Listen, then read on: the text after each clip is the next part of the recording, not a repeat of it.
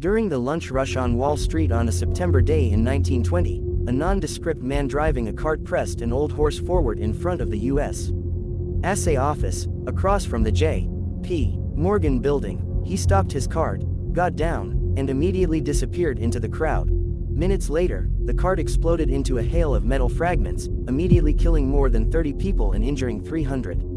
The aftermath was horrific, and the death toll rose as the day wore on and more victims succumbed to their injuries.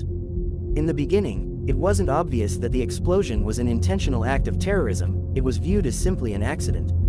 Maintenance crews cleaned up the damage overnight, plus throwing away any physical evidence would be crucial to identifying the perpetrator. By the next morning, Wall Street was back in business. Conspiracy theories were abundant, but the New York Police and Fire Departments, the Bureau of Investigation, the FBI's predecessor, and the U.S. Secret Service were on the job to find out the truth. Each lead was actively pursued, and the Bureau interviewed hundreds of people who had been around that area before, during, and after the attack, but collected very little information. The few recollections of the driver and wagon were vague and useless. The NYPD was able to reconstruct the bomb and its fuse mechanism, but there was much debate about the nature of the explosive. However, the most promising lead had actually come prior to the explosion. A mailman had found 4 crudely spelled and printed flyers in the Wall Street area from a group calling itself the American Anarchist Fighters that demanded the release of political prisoners. The letters seemed similar to ones used the previous year in 2 bombing campaigns which were led by Italian anarchists. The Bureau investigated up and down the East Coast to trace the printing of these flyers, but they were unsuccessful. Based on bomb attacks over the previous decade, the Bureau initially suspected followers of the Italian anarchist Luigi Gallini had committed the crime. But the case couldn't be proved, and Gallini had already fled the country. Over the next 3 years, hot leads turned cold and promising trails turned into dead ends. In the end, the bombers were not identified.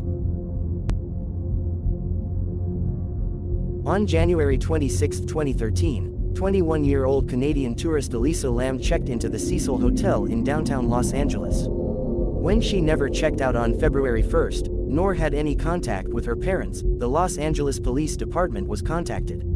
On February 19, 18 days from the last time she was seen, Lam's body was found floating and naked in a water tank on the roof of the Cecil Hotel. Her body was found due to hotel guests complaining about the hotel's water pressure. One couple even reported that the water was coming out black and had a bad taste. According to the hotel's manager, when Lam first checked in, she was staying in a hostel-style room with other travelers, but later was moved to her own private room due to complaints from her roommates about odd behavior. The last time she was seen was on surveillance footage on the hotel's elevator. The footage showed Lam acting strange and peculiar, almost like she was hiding. She also moved her hands in strange ways, and it looked like she was talking to someone who was out of the security camera's view. After her body and the surveillance footage were found, it was suggested she was on some sort of hallucinogenic drug. Even though Lam took 4 different medications for her bipolar disorder, toxicology studies reported that there were no traces of any drugs or alcohol that could have contributed to her death.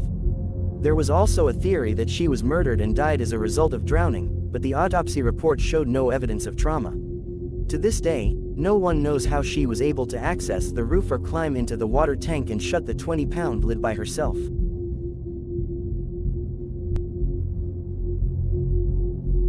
In 1888, in foggy dark streets of the East End of London, better known as the Whitechapel district, lived a serial killer that would go down in history as Jack the Ripper. Even though the Whitechapel district was known for its violence and crime, the string of murders conducted by Jack the Ripper would terrorize the public like no one had seen before. He was described as a madman with no clear motive.